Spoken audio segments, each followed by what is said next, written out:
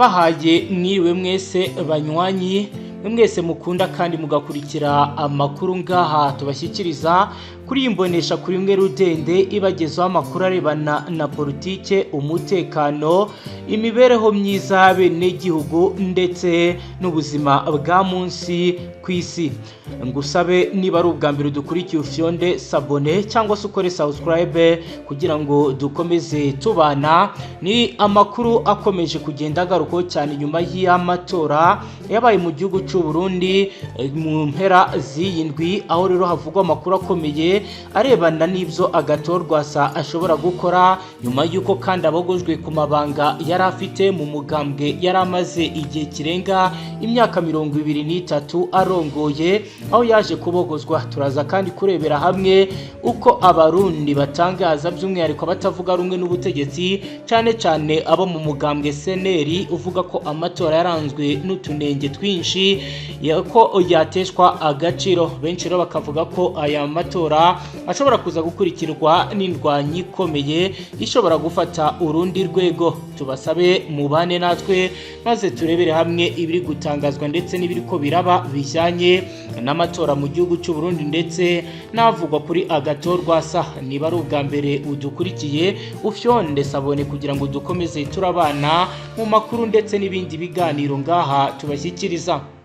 Tubibutse ko kugeza ubu ngubu mu Burundi hakomeje gutangwa imyitozo ikomeye kuri bamwe mu bagiye bagaragara mu gisirikare, ndetse kuri ubu ngubu bikavugwa ko bari gutozwa kugira ngo barungikwe mu burasirazuba bwa Repubulika ya Demokarasi ya Kongo kurwanya imitwe imwe n'imwe irimo Red Tabara, ndetse biravugwa ko kuri ubu ngubu bashobora kuza guhura n'akazi gakomeye kuko n'umutwe Agathon nawe ashobora kuba yakerekeza y'amashamba bitewe n'uko yabogojwe ku nshingano ze, ndetse kuri ubu ngubu akaba acungiwe nta mu buryo budasanzwe, aho bivugwa ko adafite uburyo bwo kugenda uko yiboneye. Bikavuga ko rero ashobora kuba yatangiza intambara yo kubogoza Evariste Ndayishimiye. Reka tubanze turebe uko uyu mugabo akahise ke kagenze mbere yuko tugera ku makuru akomeye y'ibyo arimo arategura.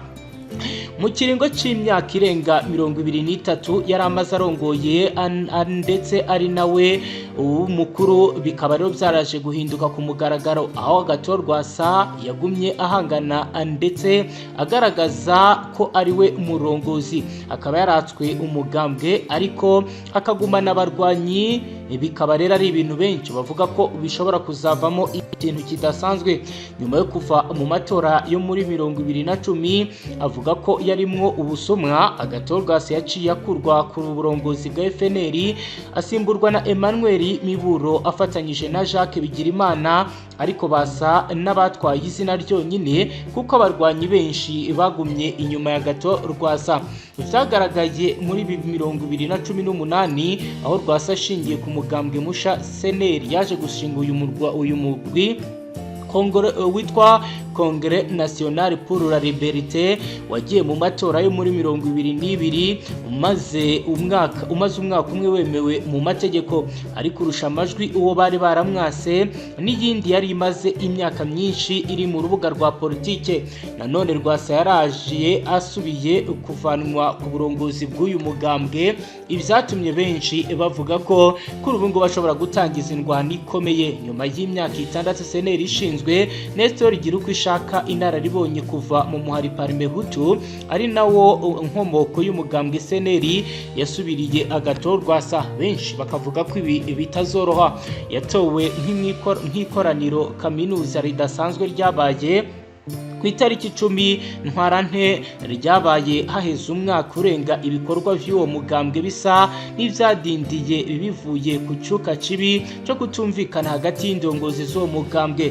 Nyuma y'izaguruzuguru zari zimaze amezi arenga 15 umugambwe CNL uramutswa inzego nshasha. Rwasa avuga ko iryo koraniro ritakurikije amategeko agenga umugambwe, ariko ibyawuvuyemo vyemejwe ku itariki 18 Ntwarante n'ubushikiranganje bw'intwaro yo hagati, iterambere rusange n'umutekano, ari nabwo bujejwe imigambwe mu gihugu. kahise ka Agathon Rwasa muri politike y'u Burundi gahera mu mwaka w'amajana 1988 cyo gihe yiga kuri kaminuza y'u Burundi acahunga inturike zizwi nka Ntega Marangana amakomine y'intara za Kirundo Ngozi yabayemo ubwicanyi bushingiye ku moko y'abahutu n'abatutsi. Ashyitse muri Tanzania yinjiye mu muhari Parmehutu washinzwe mu mwaka w'igihumbi kimwe amajana 1980 na Gahutu Remy, izina rizwi cyane muri politike y'u Burundi. Uyu rero akaba yaratangije urugamba rwo guhabuza agateka k'abahutu. Rwasa yinjiye mu ishami rya gisirikare Parmehutu ariryo FNL, Force Nationale de Libération, nyuma y'urupfu rwa Gahutu Remy mu myandagaro mu mwaka w'igihumbi amajana 1990. Parmehutu ntiyorohewe kuko yaciye itangura kuja mu ngorane z'uburongozi be indyane imbere muri yo zatumye igenda yicamo amacakubiri. Aya mababa yatunguye kwibonekeza inyuma yaho mu mwaka w'igihumbi kimwe amajana 1992 Kabura Kosini yagaragaje kubogoza Dr Etienne Karatasi yari yarasubiriye Gahutu Remy, maze haca haba igice kimwe cagumye kiyobowe na Dr Karatasi, abandi nabo bashyigikira impinduka z'icyo gihe bakurikira Kabura Kosani. Mu mwaka wa 2001 mu gihe Agathon Rwasa ari we wari urongoye abanywanyi ba Parmehutu FNL mu karere k'uburengera bw'u Burundi, nawe yatembagaje Kabura Kasini maze acafata umuhari mu minwe. Naho nyine hari harabaye kwigabura gushasha kuko bamwe babandanyije bari inyuma ya Kabura Kosini, abandi nabo bakurikira Rwasa. Nyuma amazina nka Are Mugabo Rabona na Jean Bosco Sindayigaya batazira Gatoyeri n'abandi baciye mu makanda ya Gahutu Remy nyuma yo kugerageza kubogoza Rwasa. Naho ayandi mashami ya Parmehutu yagumyeho kuva ico gihe. Agathon Rwasa niwe yatahiye irifise inguvu kurusha ayandi, ari naryo mu nyuma ryavuye rivamo umugambwe wa politike FNL. Agathon Rwasa yerekwa ibiganiro by'amahoro wari waratangujwe na Julius Nyerere yahoze arongoye Tanzania mu ntumbero yo gutorera umuti indyane z'amoko na politike zari zimaze imyaka zibangamiye u Burundi, zigasozwa n'intambara yadutse nyuma y'igandagurwa rya Perezida Melchior Ndadaye muri Gitugutu mu mwaka wa 1993. Ivyo biganiro vyarimwo imigambwe n'imihari yarwanyaga ubutegetsi ico gihe. Ivyo biganiro vyarashikanye ku masezerano y'amahoro yinjiye mu mateka y'u Burundi nk'amasezerano y'amahoro ya Arusha yatewe ko igikumwe muri myandagaro umwaka w'ibihumbi 2000, ariko umuhari yagwanaga yikomye nka CNDD-FDD na Parmehutu FNL ya Rwasa ntiyemeye ayo masezerano, ariko nyuma ya CNDD-FDD yo yarabandanyije ukwayo ibiganiro na leta mu mpera za 2003 barashika ku masezerano yunganira ayarusha. Uwo muhari wavuye uhinduka umugambwe wemewe n'amategeko uca winjira mu nzego za leta z'imfata kibanza gushika habaye amatora ya mbere mu mwaka wa 2005 watsinze n'ubu ukaba ukiri ku butegetsi. Ico gihe cyose Parmehutu FNL ya Rwasa Agathon yo yasigaye inyuma ibandanya kurwanya na leta yari isigaye irimo canke iramutswa na CNDD-FDD. Rwasa na Parmehutu FNL ntibumva umugambi w'amahoro bari baratsimbatanye kuco bita iragi ibasigiwe na Gahutu yo kwemera abari gushikiriza ubutegetsi biciye mu nzira ya gisirikare. Ariko muri uwo muhari siko bose babibona. Uko iminsi yahera niko bamwe mu bari bawurongoye bagenda barohishwa mu intambara, mbere bamwe muri bo baca batungura kugerageza gukura Rwasa kugira ngo batware umuhari mu biganiro, ariko ntibyashobokeye. Bamwe muri bo nka Are Mugabo Rabona afatanyije na Anatoli Kubwimana muri myandagaro 2002, Jean Bosco Sindayigaya batazira Gatayeri muri Gitugutu 2005. Aho hose harakurikira igikorwa cyo guhiga buhongo abagirizwa bagirizwa kuba abari inyuma y'abashaka kugomoka mu gihe Uburundi bwaja muri leta fata kibanza ivuye mu masezerano ya Arusha bungana ku matora ya 2005 amakungu yaragezaho aruhishwa n'uwo muhari mbere bagabishaga kuwushira ku rutonde rw'imihari y'iterabwoba kubera ico gitsure c'amakungu cane c'abategetsi b'akarere rwasa yahavuye yemera kwinjira mu mugambi w'amahoro aho muri 2004 yagondojwe akaja mu biganiro ariko vyamaze igihe kitari gito birangwa no kwiteza utunyoni.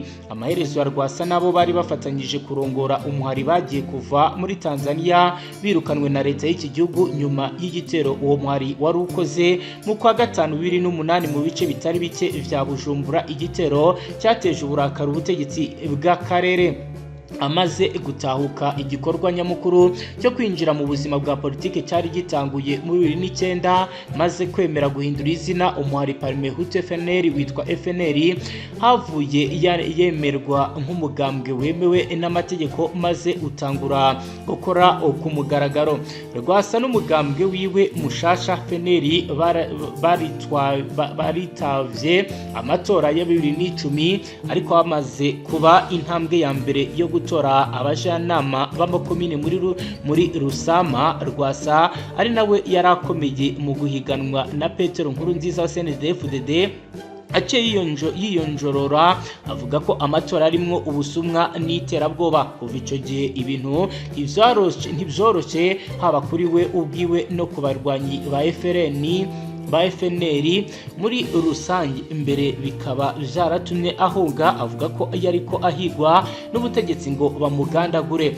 Muri Nyakanga uwo mwaka nyene niho Emmanuel Miburo yatangazwaga ko amusimbuye ku burongozi bwa FNL. Jacques Bigirimana abatari bake babona ko ari we yateguye iki gikorwa abifashijwemo n'ubutegetsi, acaba umunyamabanga mukuru w'umugambwe, naho inyuma y'imyaka mike yahavuye ari we uhabwa uburongozi bwayo. Ariko byabonetse ko bari baratwaye izina gusa kuko umugambwe wagumye mu minwe ya Rwasa maze kuva mu muhungiro muri 2013 yakiriwe nk'umwami nubwo ubutegetsi bwari bwaragerageje kuburabuza abarwanyi, ariko amategeko nta mugambwe yari afise naho yaguma awitirira cankwe amwitirirwa n'abayoboke. Amatora ya 2015 yabaye atamugambwe ariko yiyandikisha kwitoza biciye mu runani rw'abigenga biyise Amizero y'Abarundi.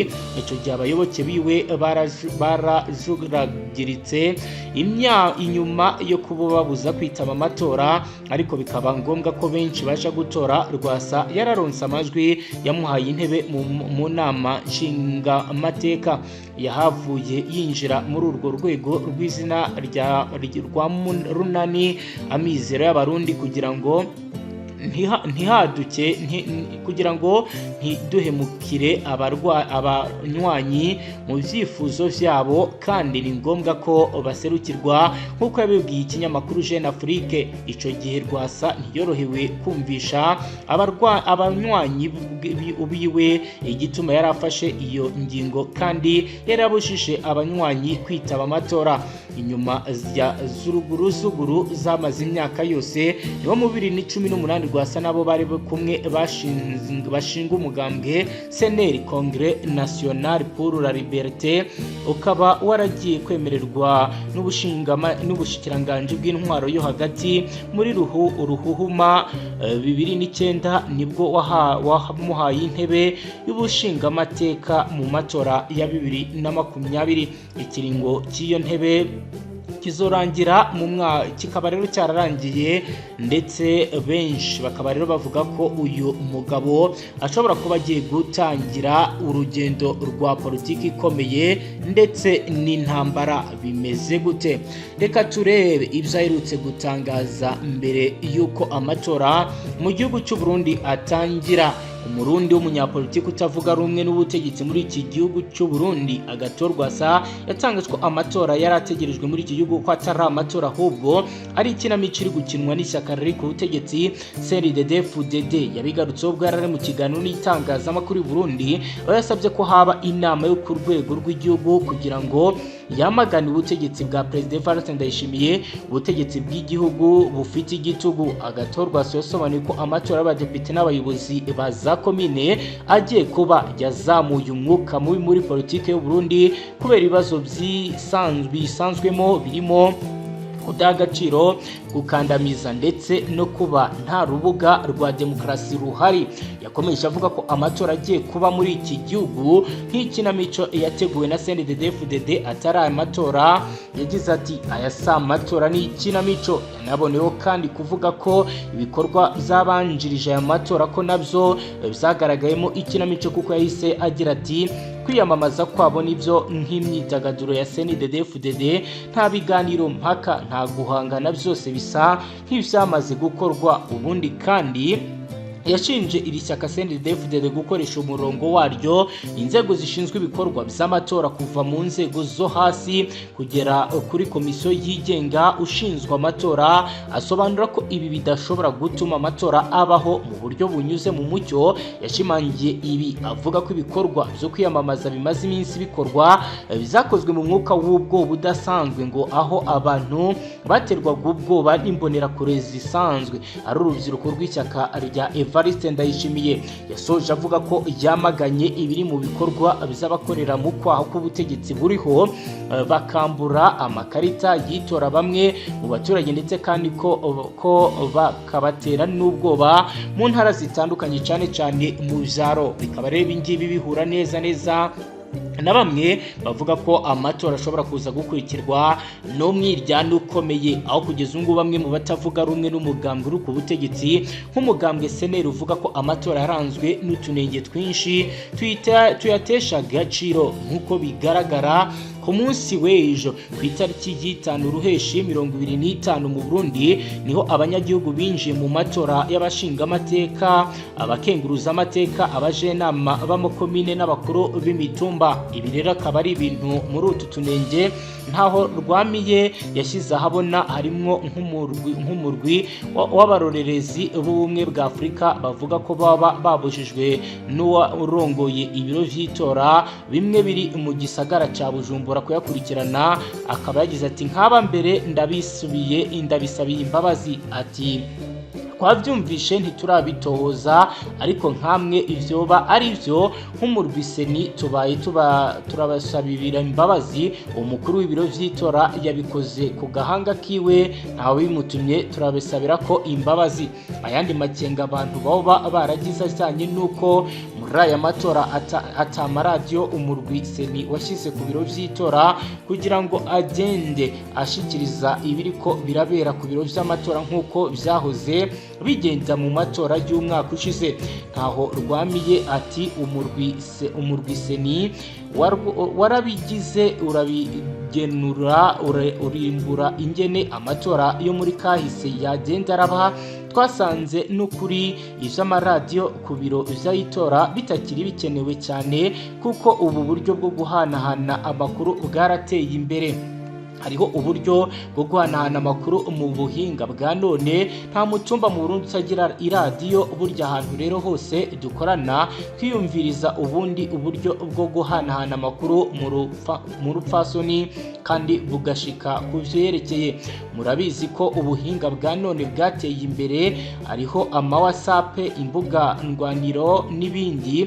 Uburyo bwateye imbere nta kibazo biteguye. Mu tundi tunenge avuga ko bumvishe ni ivyavugwaga ko hari abantu bagiye gutorera abandi bafise prokirasiyo zirenga imwe, abatorera aho ntibiyandikishirije cyane Bujumbura, ariko aha bakayishima kubera benshi bari abanyeshuri abamakaminuza bari bariyandikishije ruguru, abandi nabo bakaba ari abasirikare benshi bari Bujumbura mu kumvo ngira ngo benshi dushobora kwibaza.